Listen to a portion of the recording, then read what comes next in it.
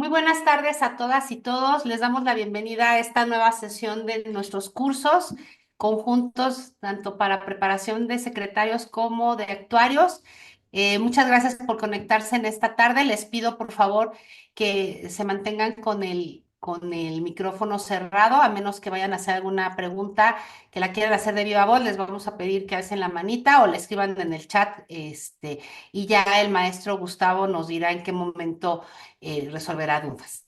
Hoy tengo el gusto de presentarles a nuestro ponente de esta tarde, que es el maestro Gustavo David Román Acevedo, a quien le agradecemos profundamente pues, la disponibilidad para impartir esta clase y de compartir toda su experiencia. Y antes de darle el uso de la voz, voy a leerles unas breves notas curriculares. Ay, ¿qué tenía yo por acá? El maestro Gustavo David Román Acevedo ha orientado su carrera profesional principalmente hacia el Poder Judicial de la Federación, acumulando una experiencia de 12 años en este ámbito. Es licenciado en Derecho y maestro en Procuración, Administración de Justicia y Litigación Oral. Obtuvo excelentes resultados académicos en ambos programas. Asimismo, posee una especialidad en Derecho del Trabajo y Justicia Laboral y actualmente cursa una especialidad en Justicia para Adolescentes impartida por la Escuela Federal de Formación Judicial. Inició su carrera en el Poder Judicial de la Federación en el año 2012 como oficial judicial, desempeñándose a lo largo de su trayectoria en diversos cargos de la carrera judicial, entre ellos oficial judicial, actuario judicial, secretario de juzgado y secretario de tribunal colegiado. Actualmente ocupa el cargo de secretario técnico A en la Visitaduría Judicial del Consejo de la Judicatura Federal. Gustavo, muchísimas gracias por tu tiempo, por acceder a participar en este proyecto académico. Te comento que tenemos en el alumnado, pues, personas que además de querer, están interesadas en aplicar para los exámenes de personas secretarias o de personas actuarias, pues también otras que ya desempeñan esos cargos o que no forman parte del Poder Judicial pero que quieren actualizarse y conocer de estos temas que tienen que ver con la actividad jurisdiccional en el Poder Judicial de la Federación. Bienvenido y muchísimas gracias. El micrófono es todo tuyo. Tú nos dices la mecánica, si quieres que te interrumpan para alguna duda o prefieres que las leamos al final o tú nos das la pauta para que las personas que estén interesadas en plantear alguna pregunta puedan hacerlo. Bienvenido y gracias, Gustavo. Muchas gracias, magistrada. Muchas gracias por la invitación y estoy dispuesto a irlas respondiendo conforme se vayan generando las preguntas. No tengo ningún tema en eso. Y si quieren, pues vamos a dar inicio. Gracias. Ok. A mí me tocó el tema de sentencias y sus alcances. Las sentencias básicamente se rigen bajo cuatro principios, ¿no? El primero, muchos autores los han definido como congruencia, exhaustividad, motivación y fundamentación. Esos cuatro principios para mí son los ejes rectores de esta metodología para realizar una sentencia o un proyecto de sentencia. Han definido el principio de congruencia, que se traduce en una correspondencia, una relación entre lo aducido por las partes y lo considerado y lo resuelto por el órgano jurisdiccional. En contrario sensu, sostener que un principio de congruencia no se está llevando a cabo, eh, quiere decir que pues, a lo largo del litigio va a carecer de una incongruencia, ¿no? O sea, siempre ustedes, al momento de resolver o de ver algún proyecto, es importante analizar, ¿no? Cuáles son los conceptos de violación, los agravios, y a su vez ir plasmándolo en el proyecto. Otro principio es el principio de motivación, ¿no? Perdón. La motivación es la obligación impuesta al juzgador de tomar en cuenta en la realización de sentencias todos aquellos elementos que conforman el expediente, medios de prueba, alegatos y que deben de ser analizados y valorados por el juzgador. Otro principio es el principio de fundamentación. La fundamentación deriva del artículo que ustedes evidentemente o la mayoría conocen, que es el artículo 14 constitucional, último párrafo, que establece que en los juicios del orden civil las sentencias definitivas deberán ser conforme a la letra o a la interpretación jurídica de la ley y a falta de estas se fundarán en los principios generales del derecho. Y el último principio es el de otro principio de fundamentación. No consiste únicamente en enumerar una serie de preceptos jurídicos de determinado texto legal que se estimen aplicables a cada caso, sino que el deber de fundamentar requiere además que el juzgador exponga las razones por las que se ha decidido aplicar dichos preceptos. Y finalmente existe el principio de exhaustividad. No es sino una consecuencia de los principios anteriormente analizados. Expuesto esto, para que yo soy de la idea de que todos estos principios se lleven a cabo bajo un silogismo. Estos son premisa mayor, premisa menor y la conclusión. Si tú logras adecuar ese silogismo, tus proyectos, cuando se los pases a tu titular o al magistrado, y a su vez cuando le llegue al gobernado, va a entender de qué le estás hablando. Estos principios para mí son los ejes rectores de las sentencias.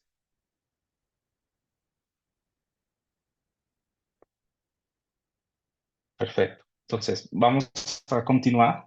¿Cuál es la estructura de las sentencias?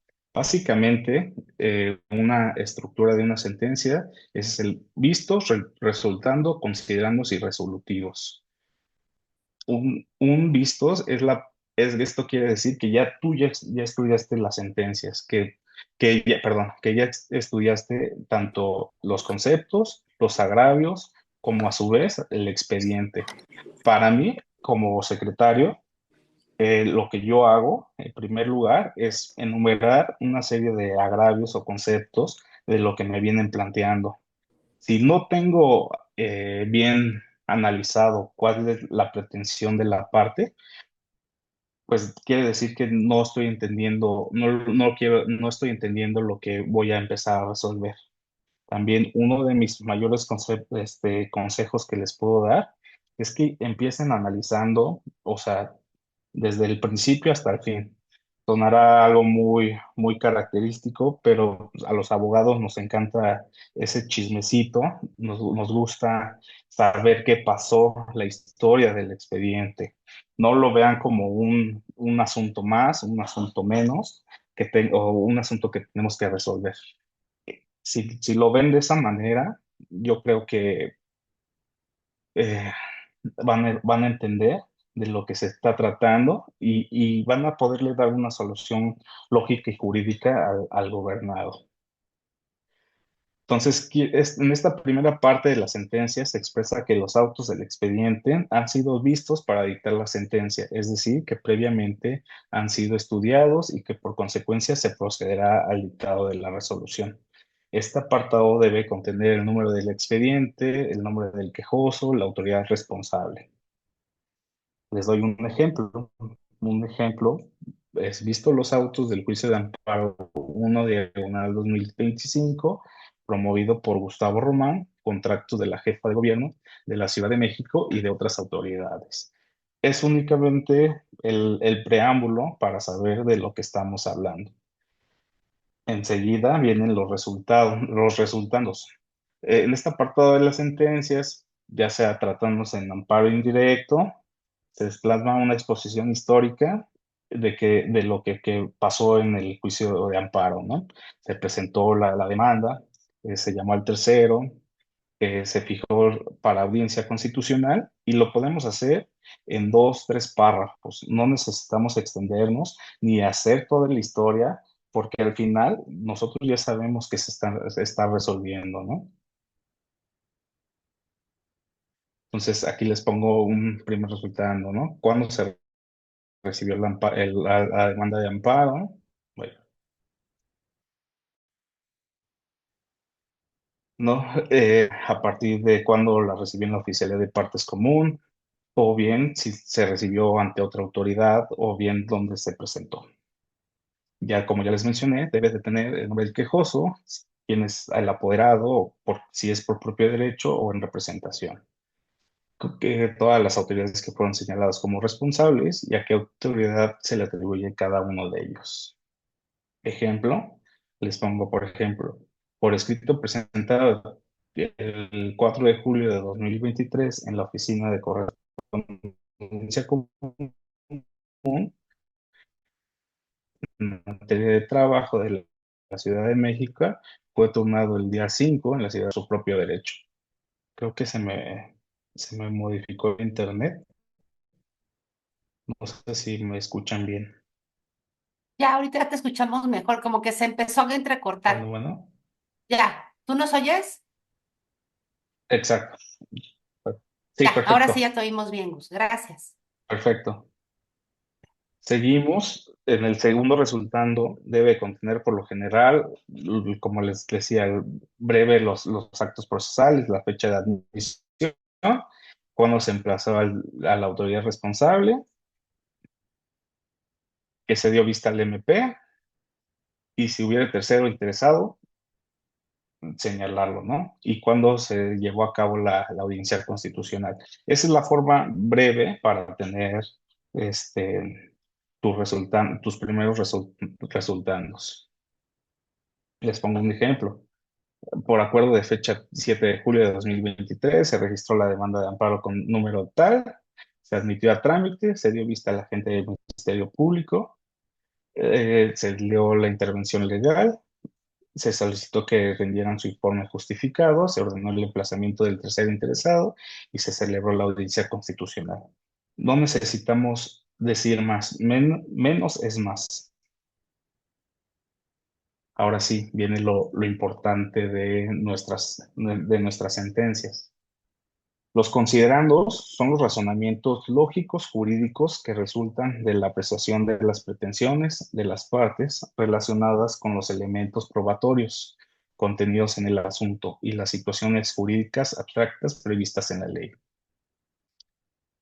Esta parte de la sentencia se debe dividir en secciones, que depende del tema de que se va a tratar y debido a la multiplicidad de considerandos que pueden contener una sentencia, se sugiere identificarlos con denominación correcta a cada uno, a efecto de facilitar la lectura y comprensión a los destinatarios de la resolución.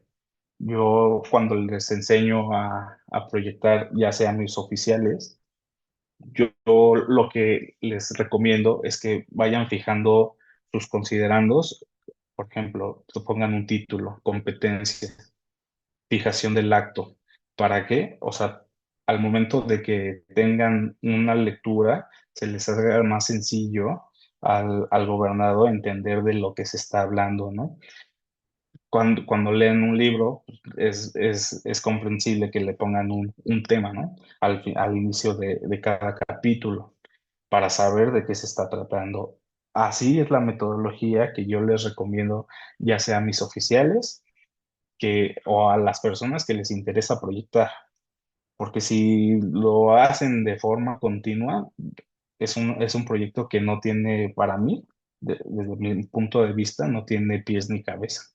Entonces, para mí es más sencillo ver, aquí está el considerando de competencia, fijación del acto, es inexistencia o existencia del acto. Ok, perfecto. O sea, vamos identificando esos propios elementos para poder resolver y que tenga congruencia con los cuatro principios antes destacados. No sé si voy muy rápido o tienen alguna duda. Hasta ahorita en el chat no hay ninguna duda planteada. Perfecto. Si voy muy rápido, me dicen y me voy deteniendo.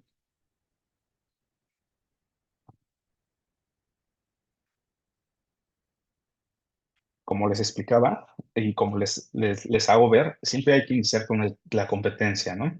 En el primer considerando se acostumbra, por regla general, justificar la competencia del juzgado de distrito o bien tratándose de amparo directo, la competencia del tribunal que va a resolver.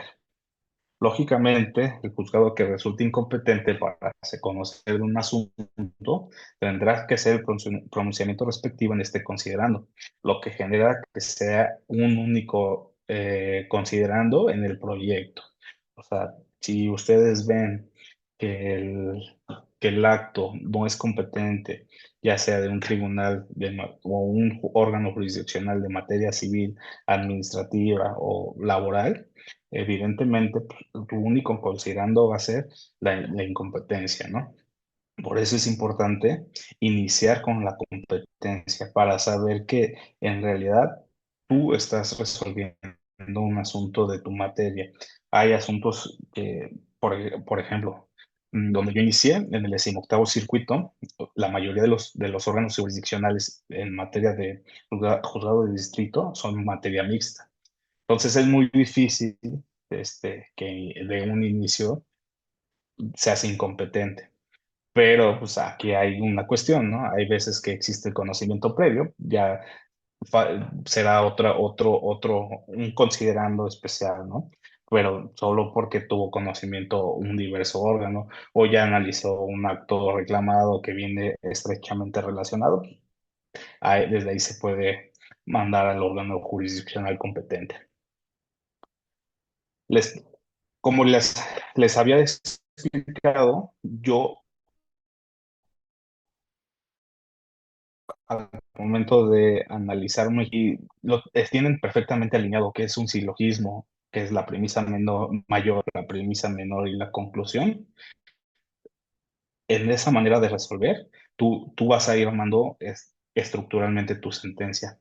Por ejemplo, la premisa mayor siempre va a ser la ley, la jurisprudencia y en caso de que no haya materia o análisis, la doctrina.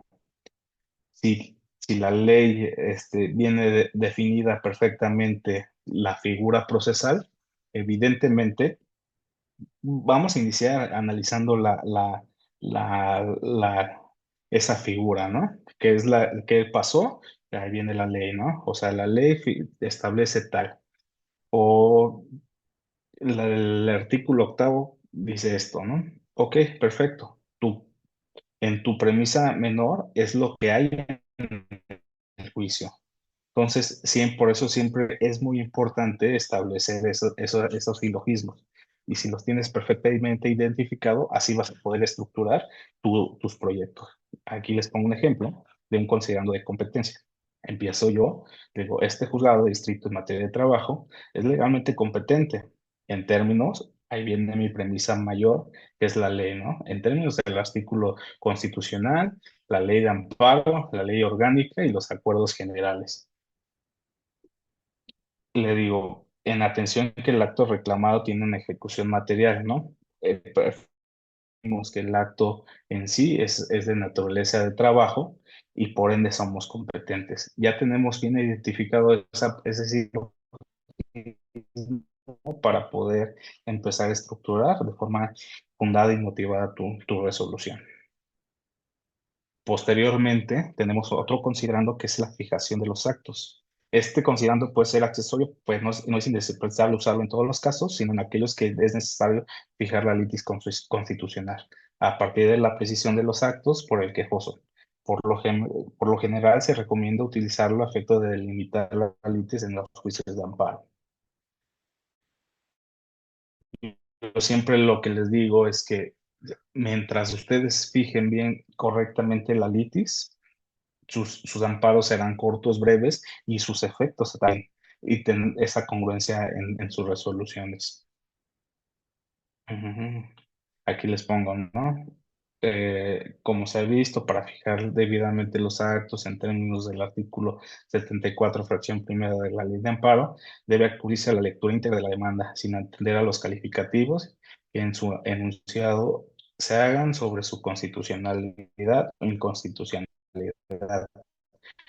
Hay veces que los abogados dicen, el acto reclamado consiste en esto, pero ya cuando leemos perfectamente su demanda de amparo, podemos decir, bueno, o sea, tu fijación, lo que tú reclamas, es, no sé, por ejemplo, un derecho de petición. Pero entonces tu fijación ya delimitaste correctamente y por ende vas a poder analizar si hay una existencia del acto, considerando de estudio o del fondo del asunto y tus efectos. Por eso es muy importante para mí la fijación. Mientras tú sepas fijar correctamente ese acto reclamado, tu proyecto tendrá alguna una congruencia. Por tanto, cuando los actos reclamados no se encuentran perfectamente delimitados, como les decía, o sean confusos, en este considerando debe precisarse qué es exactamente lo que reclama el quejoso a partir de un análisis de todo el expediente, ¿no? Hay veces que el quejoso, por, por desconocimiento, pues te dice una serie de barbaridades y dices, oye, no le entiendo perfectamente su acto reclamado, ¿no? Pero ya podemos ver, o sea, ya nos llegó los expedientes, ya tenemos el juicio natural y podemos decir, el acto reclamado consiste en una resolución incidental de liquidación. Entonces ya sabemos, porque todos sus conceptos van encaminados a combatir esa resolución. Hay veces que por el trámite o la carga de trabajo, pues se nos va, ¿no? O se nos llega a ir, no sé, prevenirle para saber qué perfectamente quiere el quejoso. Bueno, o sea, y nosotros como perfectamente personas que ya estamos en esta carrera judicial o que se están preparando en este curso, pues podemos delimitar esa litis y ya tenerla perfectamente diseñada para tener congruencia en nuestro proyecto. Aquí les pongo un ejemplo, ¿no? De conformidad con lo dispuesto en el artículo 74 de la Ley de Amparo, debe contener la ficción clara y precisa del acto reclamado. En el caso, el análisis integral de la demanda de amparo, de su escrito aclaratorio de los escritos de ampliación, así como de la totalidad del expediente que obran, se advierte que la quejosa reclama, pum, y le tengo, ¿no? De la jefa de gobierno se reclama la sanción impuesta al quejoso, consiste en la baja definitiva como jefe de departamento. Del director de recursos humanos de la Ciudad de México se reclama la ejecución. Ya tenemos bien delimitada, ¿no? O sea, viene por una baja, ya viene por una baja y viene por la propia ejecución de la sentencia, de esa propia baja. Nosotros ya sabemos que no nos podemos ampliar otro acto. Ya lo tenemos delimitado y podemos analizar la inexistencia de los actos. Este es como una regla, ¿no? O sea, competencia, fijación, inexistencia de los actos. Considerando por lo general se hace referencia a los actos que no son ciertos y debe decretarse. Pues, ¿qué pasa cuando una autoridad dice, yo niego el acto reclamado? Evidentemente se actualiza una causa de sobreseimiento por una inexistencia. Pero ¿qué pasa si nos dice la autoridad, es cierto el acto reclamado? Pues tenemos que analizar las propias causas de improcedencia. Les pongo un ejemplo de inexistencia del acto. Le decimos, no son ciertos los actos que se atribuyen a la jefa de gobierno, negó el acto. Se advierte del informe rendido en tal foja. En consecuencia, respecto al acto reclamado a la autoridad precisada, se decreta el sobreseimiento. Como les dije, o sea, si ya nosotros sabemos que la autoridad negó, ya lo podemos identificar, nos vamos a la foja donde rendió su informe y Perdón que te podemos, interrumpa, Gus, ese creo que estamos teniendo problema para escucharte. Se ok, oye muy ok, entrecortado. a ver, ¿me escucha? Ya, pero cuando como que cuando arrancas se entrecorta. A No ver sé si si sea un quiero problema de internet. quito Perdón que te interrumpa, ¿eh? los audífonos para,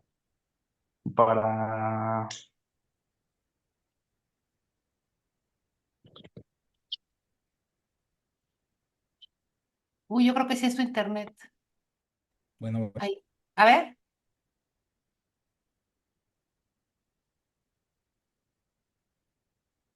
bueno, ¿me escucha? ya.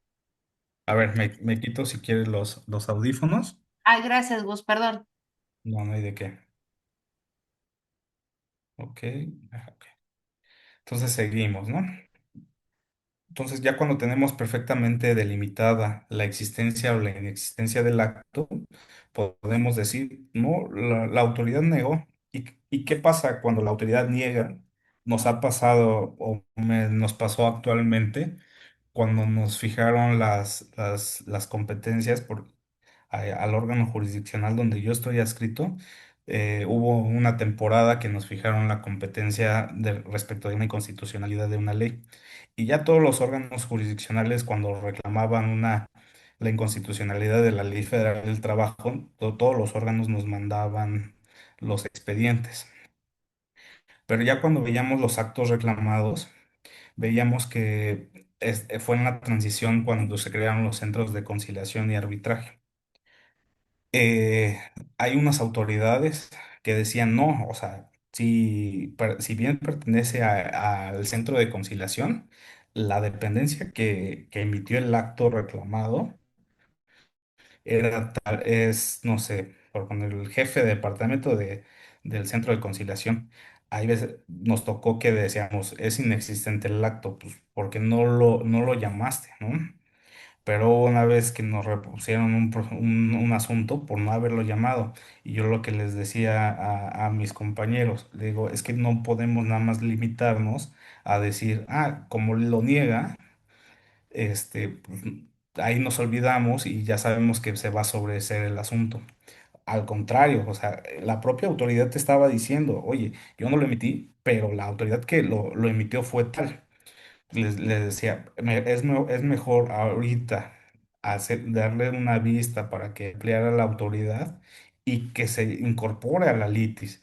Ya si al quejoso se le va los 15 días para ampliarla, podemos decretar la inexistencia del acto, pero no va a ser porque es inexistente. Vamos a decirle que no fue llamada a juicio.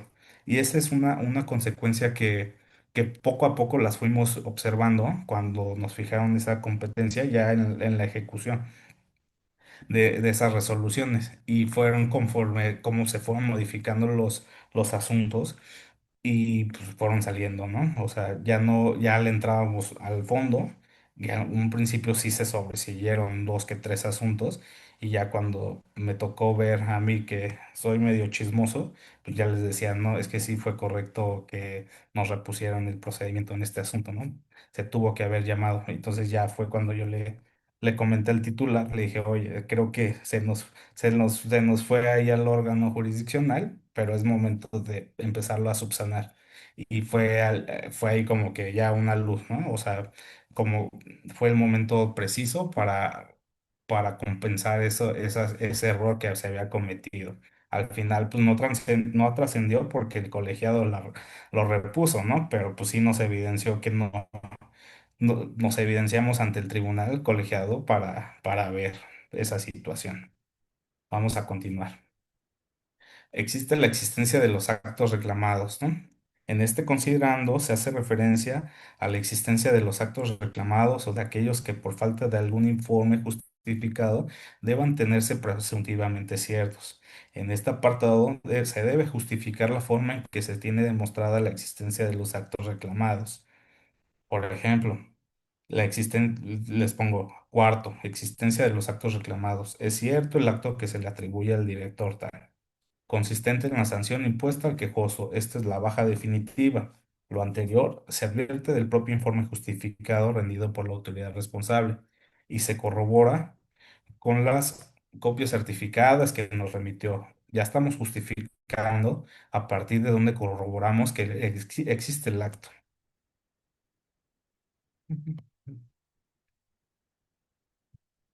Hecho lo anterior, necesitamos analizar las causas de improcedencia. Este, después de analizarlos, siempre es importante. Creo que se fue otra vez. Sí te escuchamos, ¿eh? Y te vemos. Sí, porque me pareció como que la señal estaba un poco Inestable, inestable. pero no, sí te escuchamos. Perfecto. Si no advertimos una causa de improcedencia, el, el, el, el órgano jurisdiccional no está obligado a decir, nada más, o limitarnos nada más a decir, no se actualice ninguna causa de improcedencia. No tenemos que hacer mayor pronunciamiento, simplemente que no se actualiza. En ocasiones nos ha pasado de que el tercero interesado nos dice, se actualiza X causal de improcedencia. Ya cuando la empezamos a analizar, vemos que no es de notoria constatación. Y hay una tesis ahí de la Corte que dice, cuando no son notorias de notoria constatación, pues no, el órgano jurisdiccional no está obligado a analizarla.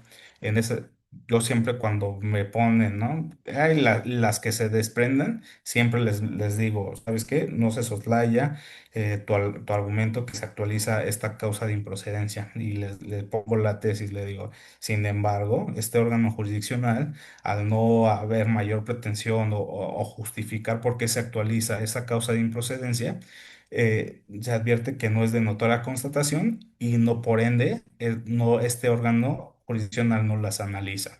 Así justifico que nosotros como órgano no fuimos omisos en resolver, ¿no? Esa pretensión del propio tercero o, o de la propia autoridad, que hay ocasiones que nos hacen valer causas de improcedencia y que tenemos que estudiarlas.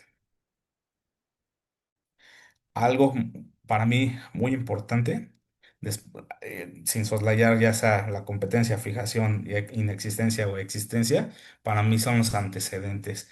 Pero esto no quiere decir que los antecedentes tengan que ser muy largos. O sea, podemos decir qué pasó en el juicio, cuál fue la pretensión del actor, fue la pretensión, la excepción del demandado, qué pruebas se ofrecieron, pero de manera enunciativa. O sea, no quiere decir que ahorita vamos a analizar todas esos argumentos, ¿no? O sea, podemos decir, el actor reclamó esto, la parte demandada se excepcionó en este sentido, se ofrecieron tales pruebas y la responsable resolvió en este sentido.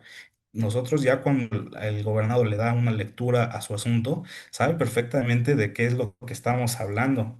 Ya sabe que estudiamos perfectamente su asunto y sabemos qué pretensión está analizando o cuál es su manera de él querer combatir que la resolución está incorrecta, ¿no? O sea, ya sabe el propio gobernado o incluso los magistrados y o los titulares, los jueces de distrito.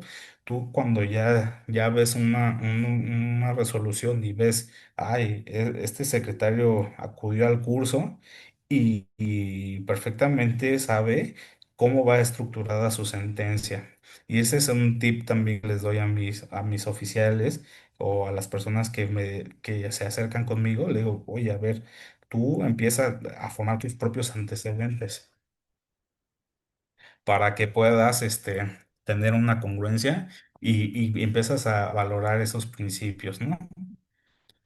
Ahora sí, viene la parte importante, la parte toral y la parte de esta metodología para resolver. En esta son los considerandos de los conceptos de violación. Yo lo que hago, como les había dicho en un principio, primero analizo cuáles son mis conceptos de violación. Me puedes plantear A, B, C y D.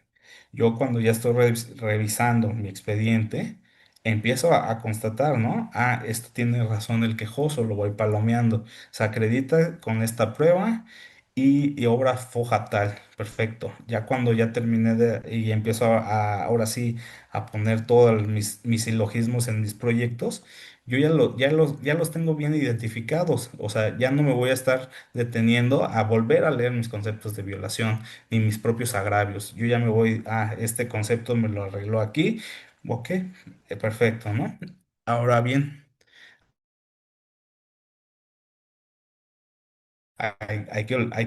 para poder proyectar, siempre vas a analizar empezamos con los conceptos inoperantes, infundados y fundados. Esa es la metodología que nosotros que tenemos que seguir. O sea, porque me ha tocado ver proyectos que empiezas con un fundado y terminas con un inoperante, ¿no? Le digo, eso no tiene mayor congruencia porque al final vas a tener, si es fundado, ¿qué sentido tenía haber analizado un inoperante después, ¿no? Hay ocasiones que dices, es fundado, tratándose de violaciones procesales, supongamos. ¿Se advierte una violación procesal? Sí, pero esa violación procesal no le pega al fondo, ¿no? Al final no le ayuda. Le podemos decir, es fundado pero inoperante, pero llevamos la propia lógica de los inoperantes, infundados y, infundados y fundados. A partir de ese, vemos los propios conceptos de violación. También hay que tener presente para poder resolver es que existen violaciones procesales, violaciones formales y violaciones de fondo. Esos a tres apartados.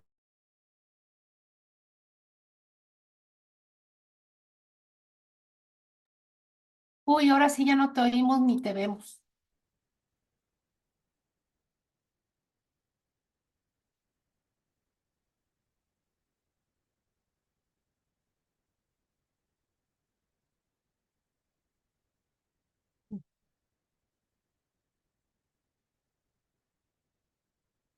Voy a marcarle al maestro para ver si podemos resolver. Creo que sí es un tema de su conexión al internet. Ahorita les informo.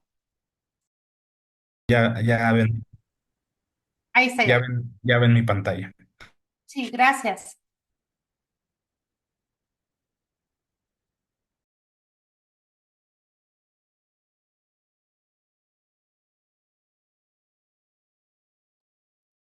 Pero ya no te oímos otra vez.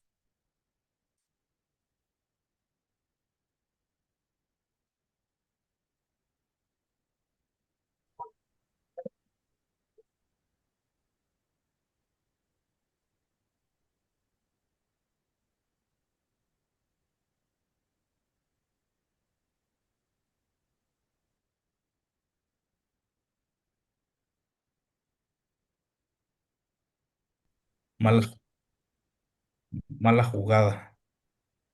Pero ya, ahora sí ya te vemos y vemos tu ¿Ven mi todo. pantalla? Sí, Perfecto. A ver, déjenme hacerla un poco más grande.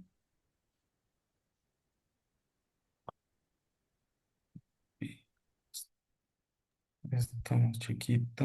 listo, ya se ve grande. Perfecto. En esta sección se presenta el razonamiento del juzgado.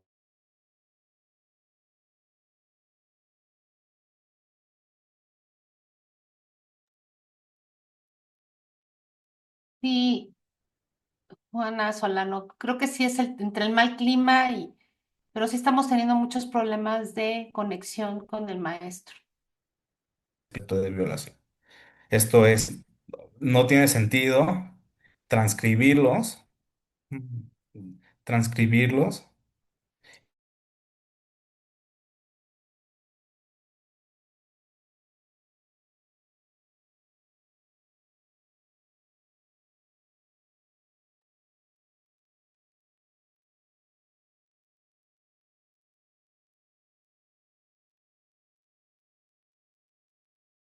Te volvimos a perder.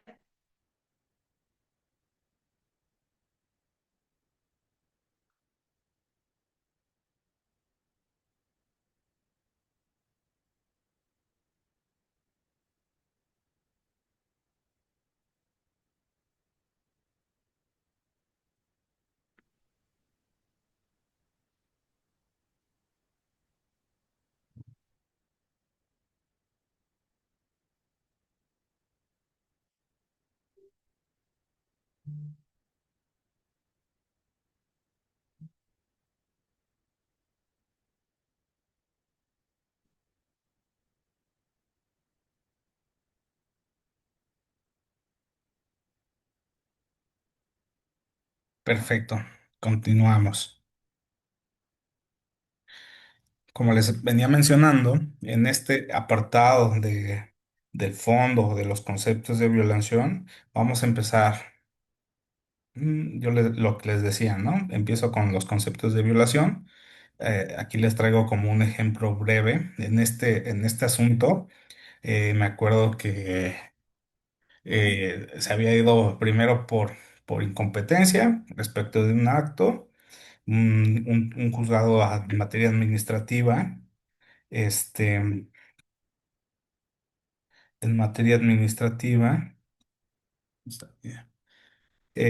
Dijo, ¿sabes qué? Respecto de este acto yo me voy a pronunciar, pero respecto del segundo acto, que viene de respecto de la ampliación, es materia de trabajo. Y ya, nosotros aceptamos la competencia y empezamos a analizarlo, ¿no?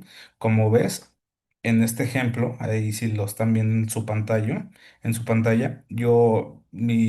su concepto era grande, era como de 3, 4 fojas, más o menos, y yo lo sinteticé en lo que él pedía en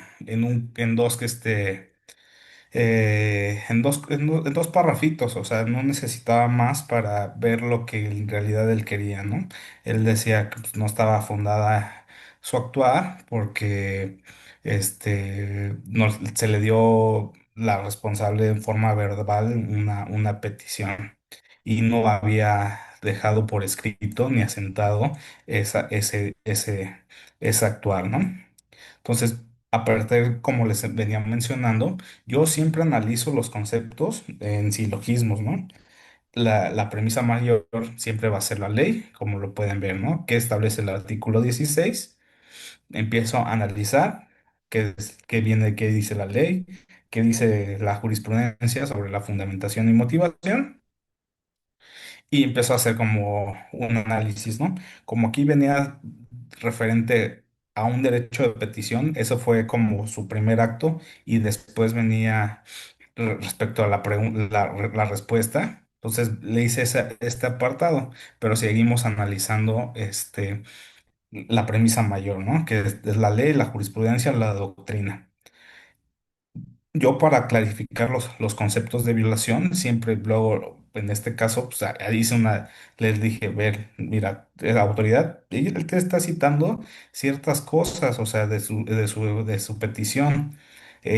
Tú nada más le contestaste, nada más le dijiste que se toma conocimiento de lo narrado, o sea, jamás le diste alguna contestación a su escrito, ¿no? No está ni siquiera fundada y motivada, no le dices nada. Entonces, aquí ya empiezo, ¿no? Mi premisa menor, qué es lo que pasó y termino, ¿no? En mi conclusión. Actualmente, por la función que realizo, que es estar en la visitaduría, eh, advertí, o sea, nos llegó una visita respecto del actuar, ¿no? Cómo estaban resolviendo. Entonces yo me metí al órgano jurisdiccional para ver bajo qué premisas estaba como resolviendo. Y se me hizo interesante esta parte de la resolución, ¿no? Ella, ocupando su premisa mayor, que era toda la normatividad, le decía, este era un asunto de cannabis. Ella le estaba solicitando algo para la plantación, si mal no recuerdo, y se me hizo interesante. Le pone un contexto, ¿no? Al final, aquí está tu premisa menor. O sea, yo es lo que les digo. Esta secretaria tiene bien identificado cuáles son las premisas y la manera de resolver. Incluso, por ejemplo, no sé si aquí hay compañeros que son litigantes, ¿no? Pueden plantear sus conceptos bajo premisas, ¿no? Y eso ayuda mucho al propio órgano jurisdiccional para saber cuál es la idea que tú pretendes, ¿no? O sea, no nada más se trata de citar miles de precedentes y no llevar a nada a cabo, o sea, no concluir. Y entonces cuando le empecé a revisar la resolución, vi que esta abogada usaba las premisas y a partir de ahí como que yo por mi naturaleza dije, voy a empezar a hacer eso, o sea, identificarlo correctamente para que mi proyecto se vea más estructurado y si quieren, un poco hasta más bonito, o sea, al momento de planteárselo al magistrado, al juez, diga, perfectamente identificó cuáles eran las premisas. Y ella, después de poner toda la normativa y todo lo que era ese derecho de petición, le pone el contexto, ¿no? Y se me hizo como muy interesante porque era lo que buscaba, ¿no? Le dice, tal persona presentó un escrito vía correo certificado el 30 de julio, mediante el cual solicitador se le entregara copia de diversas documentales relacionadas con el contrato que celebró la quejosa con la aseguradora en cuanto al seguro de pensiones derivado de la ley secundaria del Seguro Social, renta vitalicia. Entonces, ese es su contexto, ¿no? ¿Qué era lo que estaba pasando? Y aquí termina. Sin embargo, esta no ha sido resuelta y tampoco cobra constancia alguna que permita considerar que no ha fenecido el breve término. Entonces, le está dando ya su conclusión. Y a partir de ahí dije, oye, me gusta la forma de resolver. Y a partir de ahí fue como mi cambio para empezar a estructurar correctamente mis proyectos. Incluso una compañera le llegó un asunto mío ahí a un colegiado y me dijo, me mandó un mensaje, me dijo, oye, la magistrada le gustó tu proyecto porque empezaste a poner como esos pequeños títulos y le dije, es que, ¿sabes qué? Cuando yo vi estos nuevos criterios o para ir mejorando, me gustó, o sea, me gustó estructurarlo y me gustó que estuvieran más presentes esos títulos y que tuvieran ese contexto para los magistrados o para mi titular, ¿no? Me dice, "Pero cuando ya lo leyó, ese asunto se trataba de un emplazamiento y fui enumerando, a ver, él que pretende esto. Se lo analicé. Además, en otro concepto, alega esencialmente y le ponía un título. Ya cuando lo llegó, me lo confirmaron, la magistrada me lo confirmó y me dijo, mira, hasta me enseñó el mensaje y me dijo, perfecto, está muy entendible y te manda una felicitación la magistrada. Y yo, sin conocer a la magistrada, me felicitó nada más por mi resolución. Pero fue a través de esta situación que fuimos cambiando, ¿no? Y es lo que les decía, premisa mayor, qué pasó en los autos y tu conclusión. Vienen los efectos.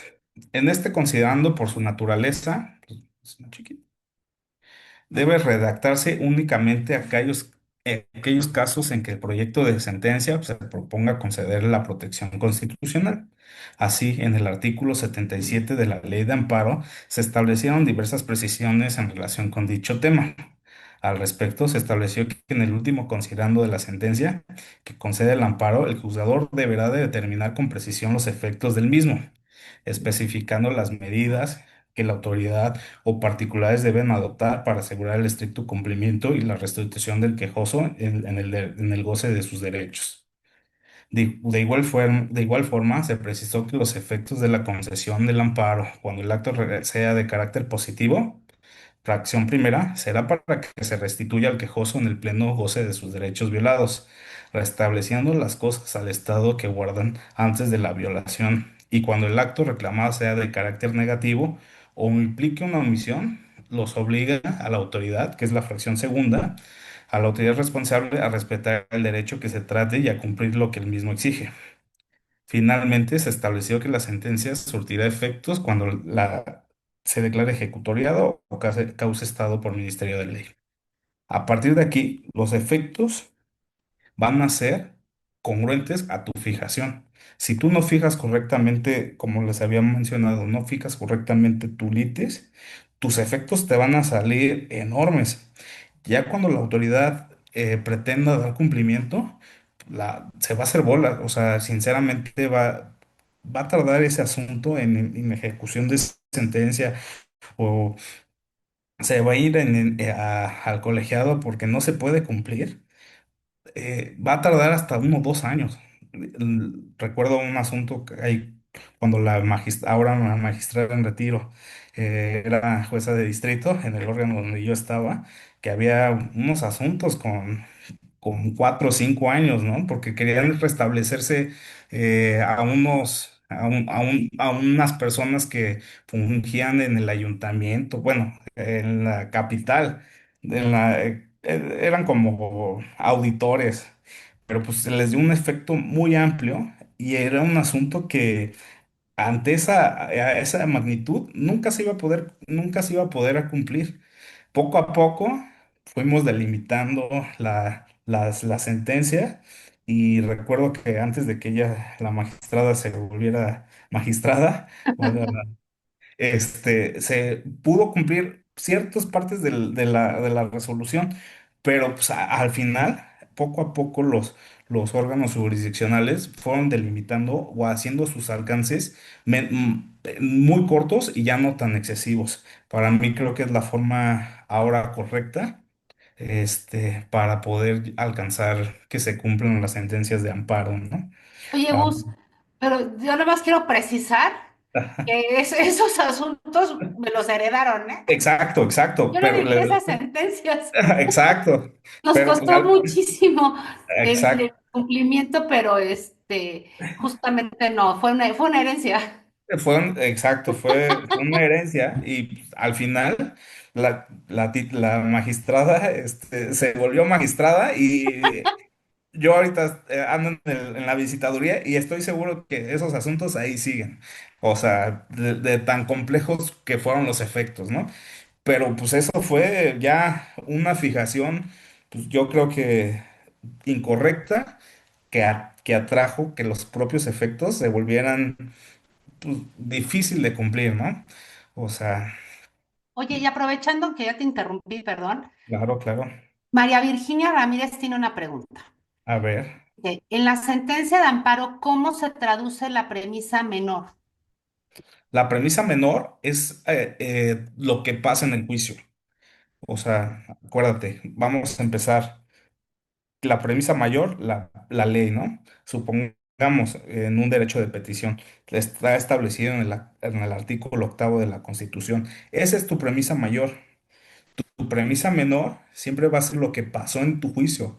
O sea, supongamos, María Virginia solicitó a la autoridad que se le diera contestación a tal escrito. Ese es tu, sin embargo, a la fecha no se ha podido dar respuesta. No tenemos, cuando llegó las constancias, no se dio respuesta. Eso es lo que pasó. Y tu conclusión es donde ahí te puedes decir, es lo cual se traduce en una violación al artículo octavo constitucional, pues debe ser de en breve término y a su vez no se ha dado contestación. Ahí tienes bien identificado tus premisas. Por eso yo siempre les digo, a mí me gusta luego leer cuando estaba el ministro Cosío, que planteaba preguntas, ¿no? O sea, al momento de analizar sus asuntos en la corte. Lo que les decía a mis compañeros es que pues, debes de tener un grado de razonar para poder presentar esa pregunta, ¿no? Ahora, por estar en la visitaduría, tengo que plantear esos temas, ¿no? Se actualiza la responsabilidad tal. Y ya cuando empiezo a analizar y empecé a ver las propias resoluciones del ministro Cosío en retiro, el ministro en retiro, vi que al final él concluía bajo premisas. O sea, su pregunta era la toral, ¿no? O sea, ¿se acredita esto? ¿Sí o no, no? Pero al final empezaba a analizar las premisas, premisa mayor, menor y conclusión. Seguía esa misma metodología de razonar o de argumentar y es lo que nosotros tenemos que identificar, ¿no? O sea, vayan ustedes viendo cuál es tu premisa mayor, tu premisa menor, tu conclusión. No sé si tiene otra duda. Digamos que la premisa mayor es el sustento jurídico normativo Exacto, para dar respuesta a la pregunta. La exacto. premisa menor es el caso concreto que vamos a analizar, el acto reclamado. ¿Qué pasó? ¿Qué pasó? En el ejemplo que tú pones, ponemos primero nuestro sustento normativo que consagra ese derecho que vamos a analizar. El caso concreto, que es la premisa menor, aterrizada, vamos, en el acto reclamado, y ya tu Exacto. conclusión es el contraste y responder la pregunta. Sí, ¿Se violó o no se violó el derecho de petición? Sí, no. Y por supuesto la justificación que tiene que la estar fundada y justificación. motivada, ¿no? Exacto. Y eso atrae que cumplas con los cuatro principios que habíamos dicho al principio, ¿no? O sea, está fundada, motivada, es exhaustiva, entonces tu resolución es correcta. Es correcto. Incluso eso que comentas de la pregunta, no es fácil, ¿eh? El Sí, método no, del ministro Cosío es muy, muy interesante. Y si ustedes ven sus sentencias, y bueno, ahí les va perdón que hago un paréntesis acá con tu exposición. La manera de aprender a hacer sentencias es, uno, leyendo muchas sentencias, sí, muchas, y obviamente haciendo sentencias, haciendo proyectos. Pero en el caso de la metodología de la pregunta, como lo planteaba el ministro Cosío, para poder hacer esa pregunta es muy importante lo que dice el maestro Gustavo. Hay que identificar perfectamente cuál es la litis, cuál es el problema. Y eso lo vamos a obtener como entendiendo, habiendo leído todo, la demanda de amparo, en el caso de amparo indirecto, vamos, la demanda de amparo con los informes justificados, y ya que entendimos el problema, ahora sí plantear la pregunta, pero ya exacto, entendimos justo lo que nos están cuestionando. ¿Cuál es el acto? Pero además, ¿qué es lo que cuestionan respecto de ese acto para poder definir una pregunta que vamos a responder bajo el postulado, como comenta el maestro Gustavo, de las premisas, que es el silogismo, y dar una respuesta congruente? Entonces, insisto, no es así, suena como muy fácil, pero conlleva evidentemente haber estudiado muy bien el acto reclamado, los conceptos de violación, todo ese, el contexto, vamos, normativo que nos va a servir de fundamentación para resolver la pregunta y poderla plantear. Porque si planteamos mal la pregunta, todo se va mal o podemos exacto. incurrir en un mal planteamiento, en una incongruencia en la sentencia, o sea, que estamos respondiendo algo que ni nos preguntaron, o planteamos una pregunta y no estamos respondiendo la pregunta, ¿no? Además que al momento o que no hay congruencia entre los propios sustentos o en esa conclusión que derivó del análisis de las premisas con los efectos. O sea, hay que ser muy cuidadosos al momento de hacer todo el estudio. Por eso yo siempre les digo, primero estudien todo, Sí, entiendan el problema, tomen notas, acerquen, investiguen todas las normas, la doctrina, todo lo que haya, precedentes, jurisprudencia, todo. Y ya teniéndolo eso sobre la mesa, bien entendido el problema, bien entendido y delimitado el acto reclamado, empezar a proyectar, no al revés, no sobre la sí. marcha ir investigando, sino primero hacer toda esa labor de investigación, entendido bien el problema, plantear la pregunta y empezarlo a proyectar. Y ahora sí, una disculpa por la interrupción. No, y lo aborda correctamente, magistrada. Este, por eso siempre yo les digo, a lo mejor ya lo tienen bien identificado cuáles son los silogismos, pero ya por la mecánica o la rapidez de la vida cotidiana, por estar en juzgado de distrito o bien estar en un colegiado en la secretaría, lo haces como mecánicamente, ¿no? Pero, o sea, o cuando te toca estar en ponencia en un tribunal colegiado pues dices, está el formato hecho y no logras ver dónde están las premisas, ¿no?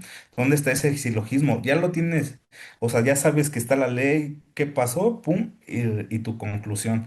Pero como lo empiezas a hacer mecánicamente, pues lo vas olvidando, ¿no? O sea, pero ya como ustedes vienen a este curso, se vienen a preparar, yo creo que lo van a empezar a identificar al momento de hacer un proyecto.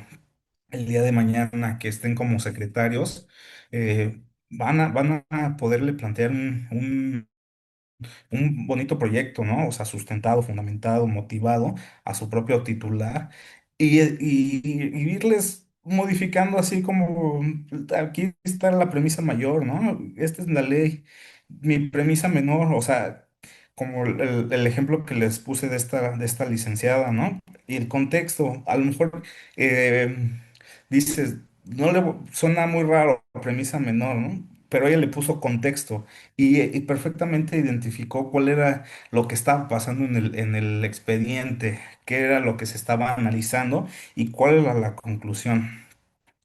Entonces, eso es lo que les recomiendo. También les recomiendo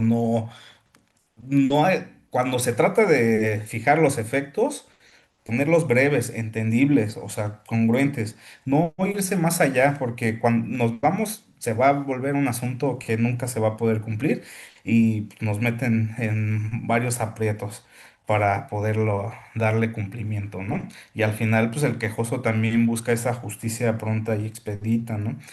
Y si esos efectos son largos, pues literalmente ya estamos prácticamente litigando su propio asunto y eso no creo que no son la manera, bueno, no nos corresponde, ¿no? Ay, Por último, tenemos los resolutivos. Se sobre C, la justicia no ampara ni protege, la justicia ampara o protege, y protege, eso es la mecánica, ¿no? También tenemos una propia aclaración de sentencia, cuando eso es lo que pasa cuando, no sé, se fija mal un efecto, pues tenemos que aclararla, ¿no? Para no volverse, no, como les volví a repetir, no se vuelva tan, tan engorrosa ese cumplimiento. No sé si tengan hasta el momento alguna duda. No tenemos en el chat Chat, ninguna duda. No sé si alguien quiera plantear algo de viva voz o escribirlo. estoy. Y a lo mejor abundar un poquito en la aclaración, no ton- destacando que no todo se puede aclarar. O sea, es Exacto. cuando existe algún tipo de incongruencia, algún error, pero que no vaya a cambiar todo el fondo o o que implique un nuevo estudio de lo Sí, que sí, ya se sí. decidió, ¿no? Exacto, aquí nada más vamos a corregir ciertos errores que se nos haya ido un efecto de más, eso se podría corregir, ¿no? Ya no el asunto, en todo caso, pues, si se trata de un amparo indirecto, procederá a la revisión y pues también en amparo directo procede la aclaración de sentencias y pues no sé si tengan alguna duda. Les paso la tesis de la aclaración de sentencias. Es la 2 diagonal 2015 y su registro es 28583.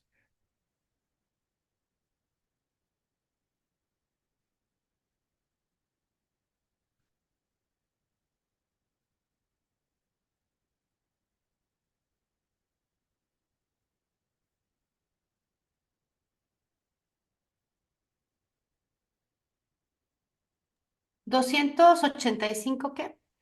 28583. Me acuerdo mucho en amparo directo y era muy frecuente en el tribunal colegiado que presentaban las personas litigantes escritos solicitando aclaración de sentencia y empezaban a hacer otros argumentos de fondo. ¿No? Y evidentemente, pues bueno, te tenía que dar una resolución, decir que no procedía a esa aclaración porque implicaba nuevas argumentaciones o otras opiniones en relación con lo que ya se había decidido o ya se había analizado en cuanto al fondo. Entonces, hacer mucho hincapié, uno, que este tipo de aclaraciones proceden cuando hay algún error que no va a trascender evidentemente al análisis de fondo ya efectuado por el tribunal colegiado, en este caso, o alguna incongruencia, como tú bien dices, Gus, o sea, que a lo mejor faltó un efecto o hay un efecto que se fue de más o el nombre. Hubo un error en el nombre, pues el quejoso es Pepito Pérez y a la hora de los resolutivos se puso un nombre diferente, entonces esto se puede aclarar. ¿No? Sí, Lo que no está permitido es hacer un nuevo estudio con motivo de esas aclaraciones. Y exacto. eso torna digamos, a estos procedimientos de aclaración, los torna improcedentes. Y también me gustaría comentar que al final de cuentas, en el caso de los efectos, debe haber siempre una congruencia con lo estudiado en el fondo. Sí, No sé, cada quien, son cuestiones de estilo, pero lo que comenta el maestro Gustavo es muy importante. En la medida en que el orden de la sentencia sea lógico y sea completo, y esto no quiere, esos principios de exhaustividad y congruencia o completitud no tienen que ver con que el tamaño de la sentencia, no por, o sea, Mm. una sentencia no va a ser exhaustiva en cuanto tiene 200 hojas. O sea, podemos tener sentencias no solamente congruentes, sino exhaustivas en veinte hojas, en 25 hojas, bien, siempre y cuando tengan lo necesario para plantear el problema y con toda la fundamentación y motivación necesaria para al momento de resolverlo. Entonces, no irnos siempre porque entre más larga y entre más le ponga, eso hace mi sentencia exhaustiva, porque el tema de la exhaustividad tiene que ver con que estemos respondiendo todo lo que nos están planteando en los juicios, o en los recursos incluso, Sí, llámese en los conceptos de violación en los agravios. Todo lo que nos planteen, hay que darle una respuesta. Y esa exacto. respuesta tiene que ser congruente con lo que nos están preguntando o lo que nos están planteando. Y los efectos tienen que ser congruentes con ese estudio que ya hicimos.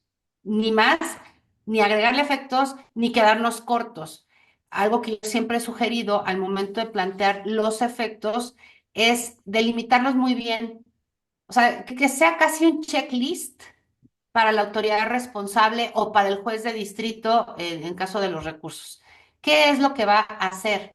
Tienes que hacer A, B y C, pero así, inciso A, inciso B, inciso C, y eso les va a ahorrar también, digo, va a ser su sentencia congruente, exhaustiva, completa, pero al momento de verificar el cumplimiento, también les va a ahorrar a ustedes mucho tiempo, porque van a enfocarse en ese checklist.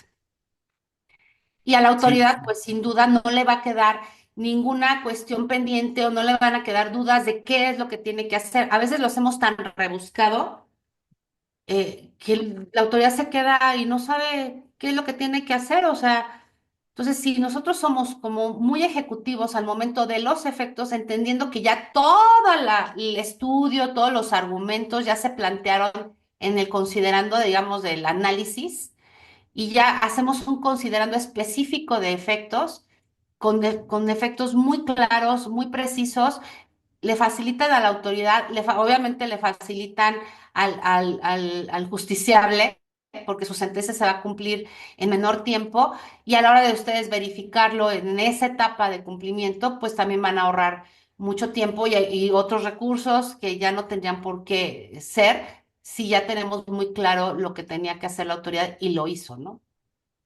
exacto. Yo por lo general, ahí en la pantalla, yo los enumero, o sea, mis efectos, deja insubsistente el oficio tal, analiza esto, ¿no? O sea, siempre me voy uno y dos, máximo tres, depende de la fijación de la litis y cuántos actos reclamados tratándose de amparo indirecto son, ¿no? Evidentemente, si en un acto me fijan, no sé, dos, tres, cuatro actos, pues evidentemente cada acto, si es de ampara, pues los tengo que tener bien identificados, ¿no? Y eso es lo que dice la magistrada, o sea, eh, ya cuando la autoridad le llegue, o sea, al momento de analizar ya el acto o resolverlo, va a decir, ah, tengo que dejar insubsistente este, palomita. Ya voy a dictar otro, palomita. Ya esto ya lo hice conforme a lo que me está pidiendo palomita. Entonces ya no necesito más. Ya nosotros ya le dimos la propia línea a la autoridad para que dé cumplimiento, ¿no? Y no se vuelva algo engorroso al momento del dar cumplimiento a la sentencia. Así es. Oye, yo no sé tú qué opines, Gus, y te acordarás desde el tiempo que hemos trabajado juntos. A mí no me gustan las transcripciones. Sí, Lo que bien comentas, o sea, no hay necesidad de transcribir todos los conceptos de violación o transcribir todo o agravios o lo que se trate, sino para eso es uno muy importante saber sintetizar, ¿no? Sintetizar muy bien los argumentos que nos están planteando y ponerlo relevante, pero saber sintetizar. No sé, ahora tú que estás, digo, ya en un área administrativa que te toca eventualmente revisar este tipo de actuar y que, cómo has visto las sentencias, cuál es la tendencia. Insisto, en mi experiencia, o por lo menos en lo que a mí correspondía, yo evitaba transcripciones y les pedía así cero, pero por ejemplo, ya al integrar otros tribunales, pues mis compañeros pensaban diferente, ¿no? Entonces a ellos sí Sí. les, a ellas o ellos les gustaba La todas las transcripción. transcripciones pues bueno, ya uno se tiene que ajustar, pero la tendencia, ¿cuál es? Antes de que me respondas, perdón, Gus, tiene Sí, alzada la mano Marta Concepción Martínez Guarneros. Adelante. adelante. Gracias. Espero no ser imprudente con con el comentario, pero Sí, hoy realmente me quedé muy preocupada por la mañana. Eh, porque Solicité o sea, que hicieran la revisión de un documento, y que me hicieran la exposición de qué consideraban que podía tener una mejor argumentación, una mejor consistencia. Entonces, cuando me entregan el documento, lo habían, mis términos en tecnología son pésimos, pero yo doy por hecho que lo habían pasado por la inteligencia. ajá. Entonces, la verdad es de que me quedé impresionada porque no me es útil.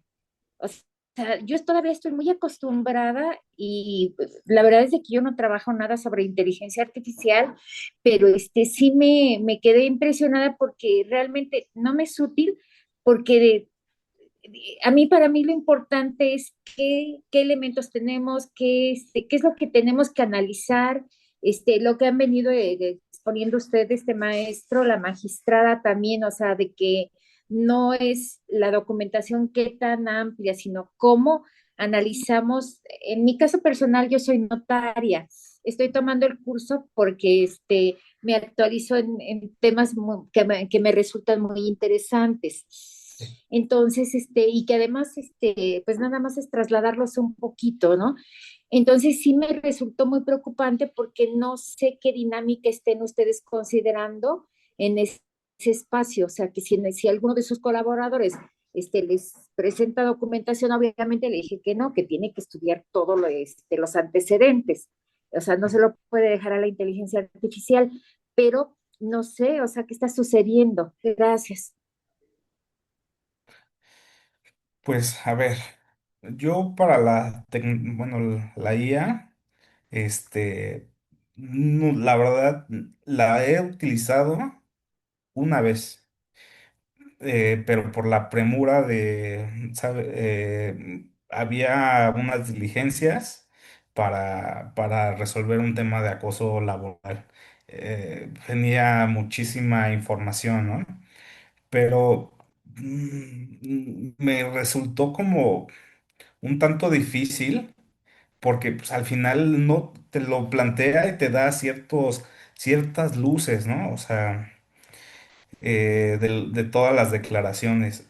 La empecé como que dije, a ver, pues, vamos a utilizar estas herramientas que se están llevando a cabo, ¿no? O sea, incluso pues, la corte creo que empezó a sacar también la IA en ciertas cosas.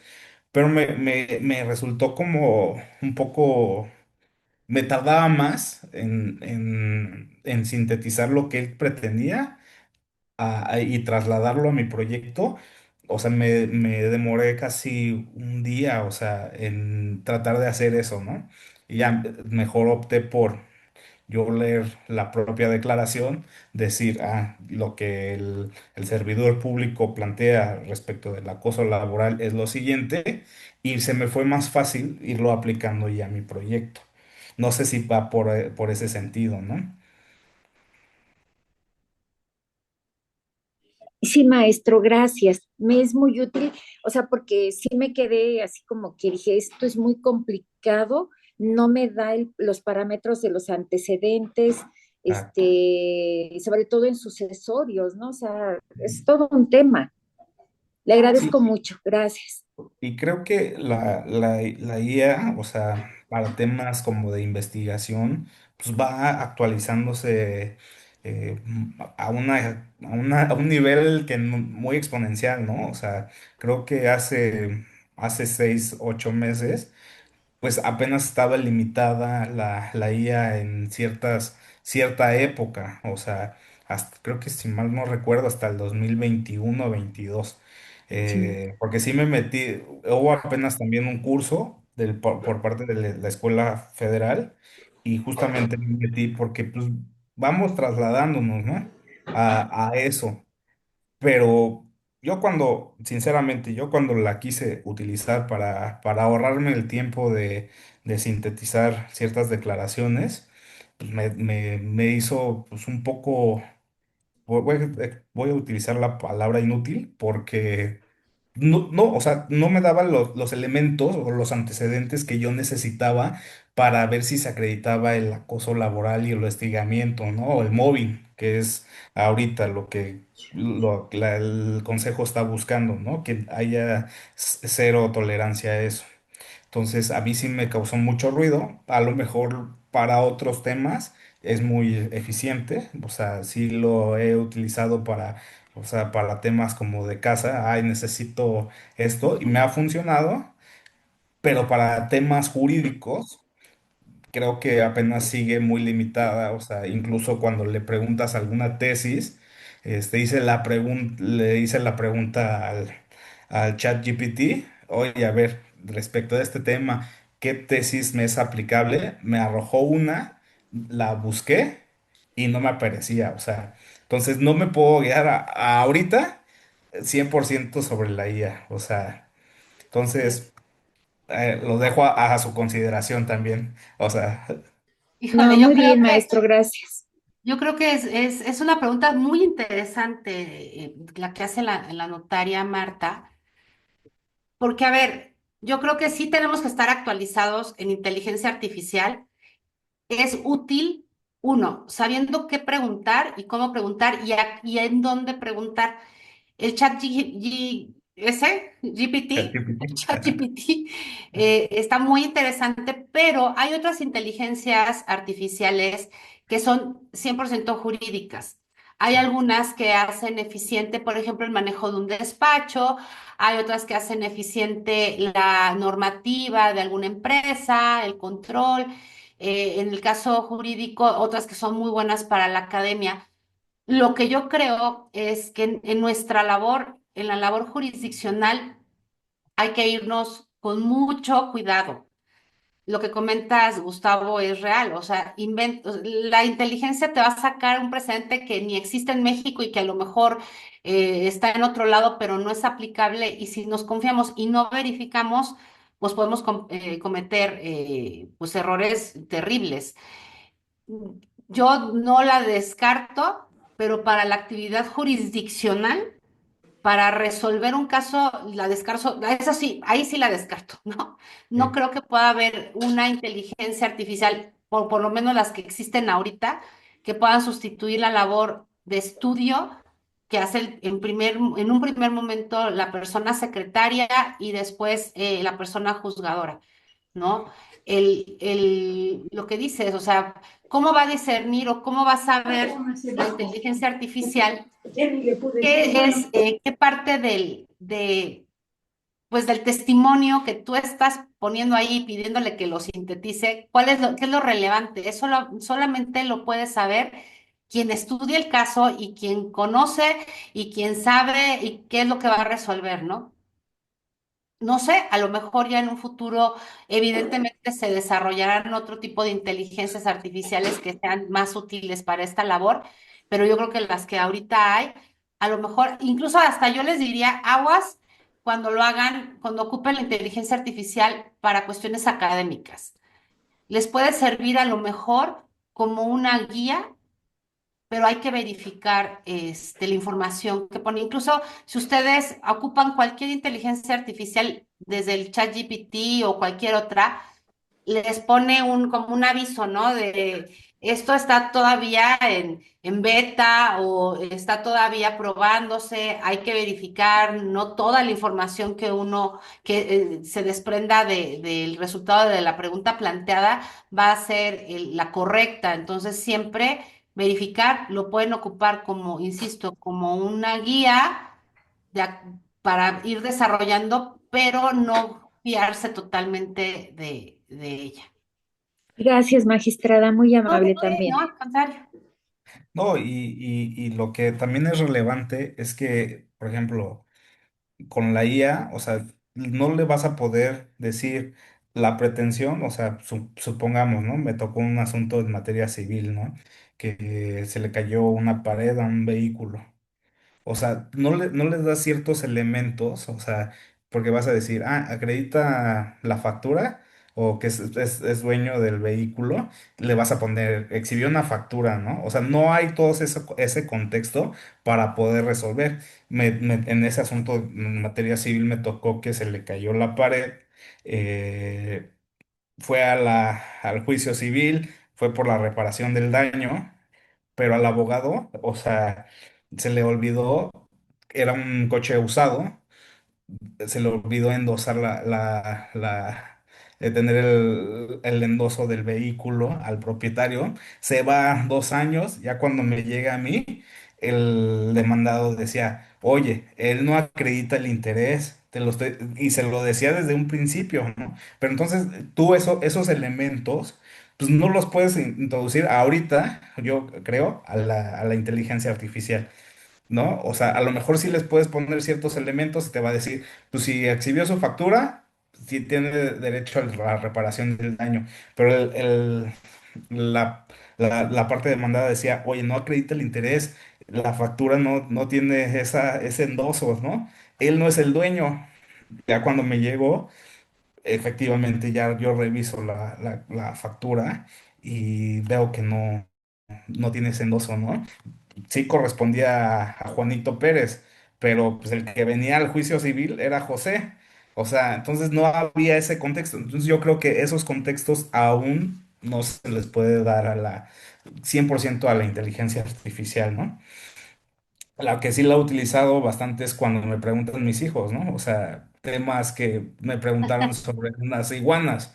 Eso sí, le dije, a ver, ¿cuántas iguanas hay? ¿Qué tipo de iguanas hay? Eso sí me supo contestar y a ellos estaban encantados. Ay, mi papá sabe mucho de las iguanas. No, la verdad me lo saqué en el chat GPT para responderle a mis hijos. O sea, entonces, creo que vamos avanzando, pero no al grado jurídico hasta el momento. Si no, ya, ya me Oye, ¿sí estaría. verificaste esas iguanas Gould? ¿No es Ajá, así? sí, no, o sea, me decía, es color verde, amarillo, y si está tal, es que está en proceso reproductivo. Y ya las veíamos y había de ese color muchísimas, ¿no? Entonces, eso sí me sirvió, pero para el tema jurídico. No era o sea, le dije, "A ver, si no le intentamos, ¿no? A la aplicación y nos metemos, estoy seguro que no me va a responder una cosa que al final no obra en el expediente, ¿no? Y eso, pues, incurres en una responsabilidad como pues, resolver contra jurisprudencia, contra constancia, y ahora sí, te van a iniciar un procedimiento administrativo, ¿no? Y te puede costar el cese. Así es. Y Exacto. llegarán con Gus, Y me llegarán empezando por conmigo. una visita extraordinaria por andar resolviendo Para contra. andar resolviendo contra constancias. Apenas leí, Exacto. alguien subió, fíjense, en una sentencia, y estuvo muy interesante, un tribunal colegiado ocupó la inteligencia artificial. No para, ojo, no para resolver el fondo de la cuestión, sino para recopilar como algunos conceptos que les estaban planteando. Ok, Entonces, dentro de toda esa investigación vasta, vamos, que hizo el colegiado, además de la jurisprudencia, además de la ley, además de los tratados, etcétera, dijo, bueno, es que todo esto no hay doctrina que amplíe estos términos. Entonces, preguntándole a la inteligencia artificial, no me acuerdo cuál era, ni me acuerdo si era el ChatGPT o era alguna otra jurídica, de preguntarle salió esto, ¿no? Más o menos como cuando hacemos una interpretación literal y que recurrimos para darle sentido a lo que dice alguna norma y algún concepto o alguna palabra, recurrimos al diccionario de la Real Academia. Entonces, algo así hizo el tribunal, pero solo como una consulta para robustecer, por así decirlo, su razonamiento, pero no era en lo único en lo que se sustentaba. Entonces, generó en redes sociales así como se desgarraron las vestiduras de cómo, ¿no? Y nada más el tema es, hay que leer toda la sentencia para ver que pues no Exacto. decidió la inteligencia artificial, que era lo que le cuestionaban al colegiado, que la inteligencia artificial hubiera dado la respuesta o la solución de fondo al asunto, sino el tribunal recurrió a esa inteligencia solo como un complemento de parte de su investigación, porque no había doctrina, o por lo menos no doctrina en México, por así decirlo, ¿no? Entonces, en algún otro lugar le preguntó a la inteligencia y eso corroboraba lo que ya venía ese tribunal interpretando a partir de la norma, a partir de la interpretación originaria del legislador, qué quiso decir, la exposición de motivos y además la consulta de esos eran términos muy técnicos. Entonces alguien por ahí comentó, vamos, o sea, es como si le preguntaras, igual pudiera ser, los jueces no vamos a saber todo, debemos de tener una cultura muy amplia, por supuesto, saber dónde investigar, por supuesto, pero no sabemos todo. Tan no Sí, sabemos todo que en cuántos casos necesitamos la opinión de un perito, ¿no? sí. Y eso lo equipararon en este caso, bueno, fue como una opinión a una inteligencia artificial, que nada más esa inteligencia artificial podía dar una respuesta como más adecuada porque era de un término muy técnico que se refería a ella. Entonces, insisto, no, yo no creo que esté 100% vedado en la medida en que sea útil, que era el punto de la notaria Marta, o sea, si no me es útil, pues ni lo ocupen, ¿no? Porque no me está dando la información que para mí en este caso es relevante. Y si sí da una respuesta, siempre, siempre, siempre verificarla. Y Porque pueden estar metiendo, y cuántas veces no nos tocó, Gus, tú recordarás en el colegiado, y me acuerdo mucho, y ni siquiera era inteligencia artificial, ¿eh? Abusados y abusadas. Parte de la congruencia y de la exhaustividad en las sentencias es cuando les invoquen una tesis o una sí, jurisprudencia, tenemos como personas juzgadoras el deber, número uno, de verificar que esa tesis o jurisprudencia existe, sí, verificar si es un criterio orientador por tratarse de una tesis aislada o de de de otro otra circuito. región, o si es obligatoria por ser de la corte, de nuestro pleno, etcétera. Y tres, verificar si es aplicable al caso concreto o no. Todos esos son deberes de exhaustividad y congruencia. ¿Por qué pasa? Que en muchas demandas, y ustedes lo verán muy recurrentemente, nos ponen 48,000 millones de tesis, ya sea que las transcriban o que nada más pongan los datos de localización.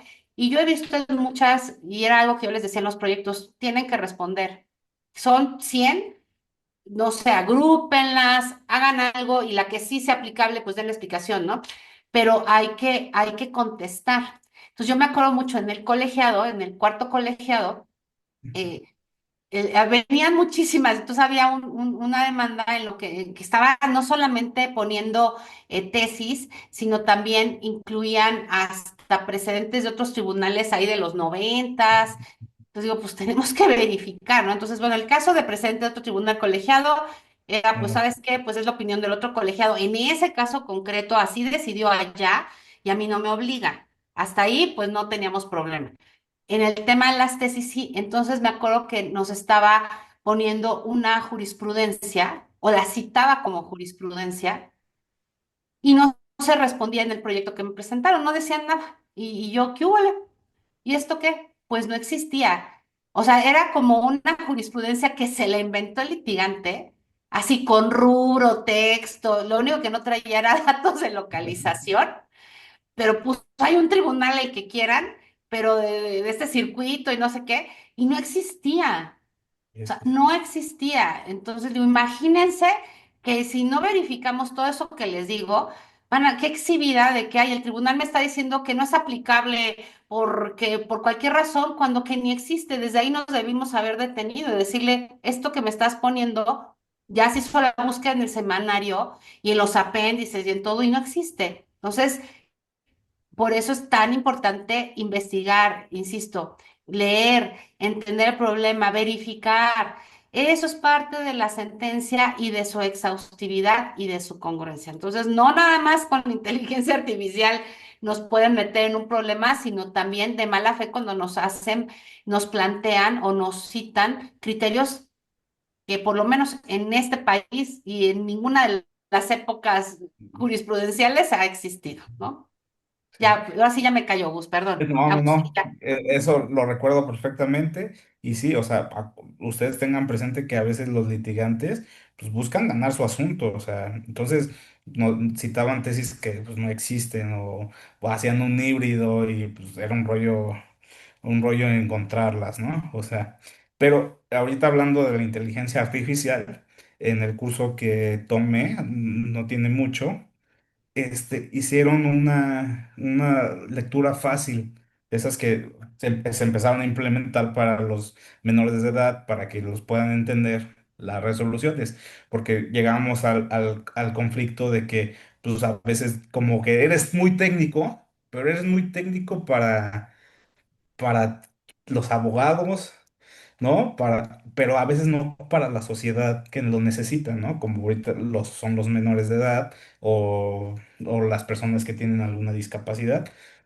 Y en esa inteligencia artificial se le hacía como una pregunta, ayúdame, como palabras más, ayúdame a hacerla que este texto sea para un menor de edad, ¿no? O sea, mayor, que sea entendible. Y sí, o sea, sí te decía, yo soy fulanita y sí te ayudaba a estructurar, a olvidarte como esos tecnicismos que siempre utilizamos, porque incluso pues, al momento de platicar con mi esposa o con mi familia, me dices que tú hablas a veces como muy técnico y no te entiendo del asunto y la sociedad no te va a entender, ¿no? Y por eso, pues ahorita estamos, ahorita, ¿no? Valiendo.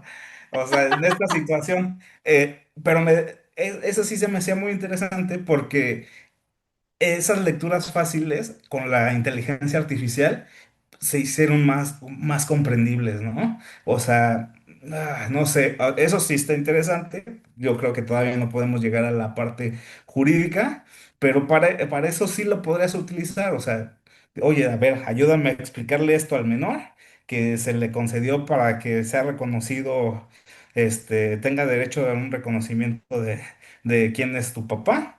Y a esto, ¿no? O que se te hizo una prueba de ADN y esto, con la prueba, o sea, luego le dices, se te hizo una prueba de ADN, ¿no? Pues los niños andan ahí entre litigio y papeleo y aventándose los expedientes entre los papás que no saben qué es una prueba de ADN, ¿no? Entonces, yo creo que para eso, a lo mejor la inteligencia artificial sí funciona bien, para ser más comprendible y no, y hacer que la sociedad nos pueda entender mejor.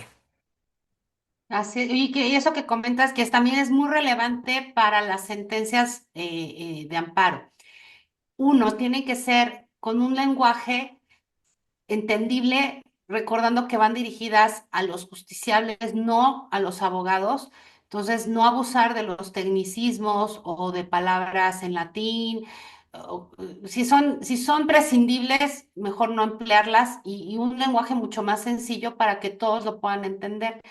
Y entender también eso que hay casos específicos, como bien mencionas, de personas menores de edad, de personas con algún tipo de discapacidad, en donde hay que hacer también versiones con un lenguaje mucho más claro o más adecuado para esas personas. Hay protocolos, hay muchos ejemplos, y yo lo único que a mí no me encanta son los dibujos. O sea, no creo que, o sea, una versión de lectura fácil para una persona menor de edad, no necesariamente, no estoy diciendo que no hay que usarlo, sino no siempre o no necesariamente solo es con dibujos o con muchos dibujos, sino que el lenguaje sea así, como que le estamos contando un cuentito al niño Exacto. de lo que pasó, más allá de que la llenemos de figuritas.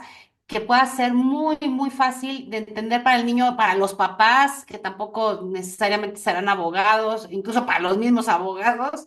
Este, y eso es importante siempre tener presente en las sentencias: congruencia, exhaustividad, fundamentación, motivación, y en los casos necesarios, hacer la versión de lectura fácil, tomar en cuenta los datos que, para no revictimizar, que tendríamos que omitir en ciertas resoluciones, pero hay otros casos muy emblemáticos en donde no hay que omitir los nombres para hacer visibles a las personas involucradas que fueron víctimas. Pongo un ejemplo y ustedes lo pueden ver, y para mí es así como el más emblemático en el caso de la sentencia de Mariana Lima. Buen día. Ustedes, si, no sé si la conozcan, seguramente sí, quienes no, breve, es el caso del feminicidio de Mariana Lima Buendía. Cuando llega a la corte, se ocupa el nombre de ella. O sea, no, generalmente cuando tenemos asuntos en los tribunales, en los juzgados, en la propia corte, que involucra temas sensibles, por ejemplo, sexuales o estos casos de feminicidio, en muchas ocasiones quitamos el nombre. En las versiones públicas siempre se quita el nombre, siempre, siempre.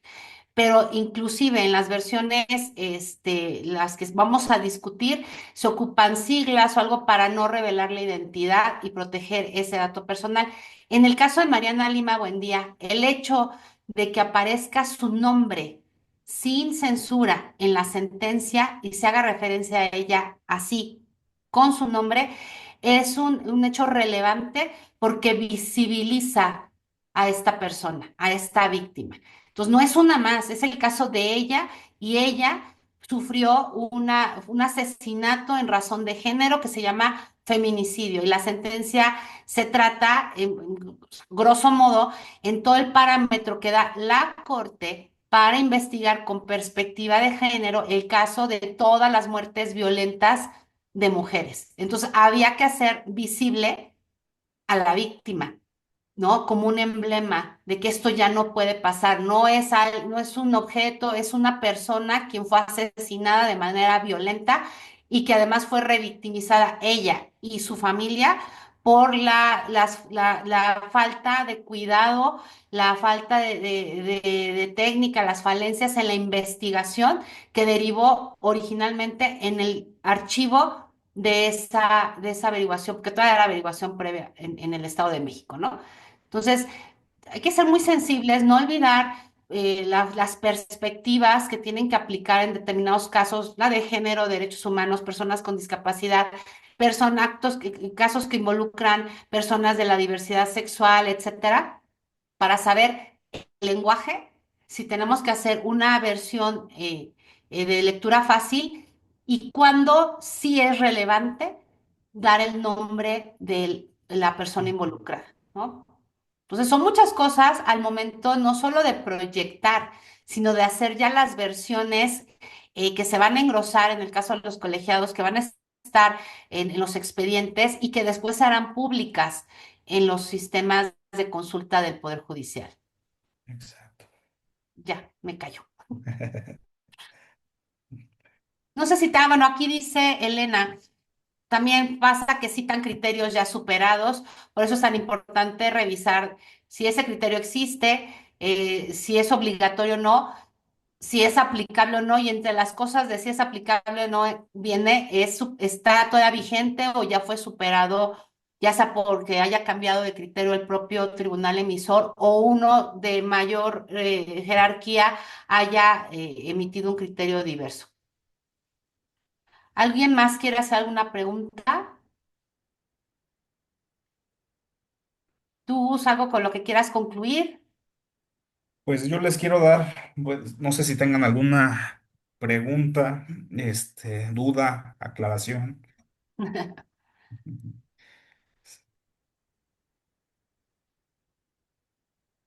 No sé, Aquí en el chat no.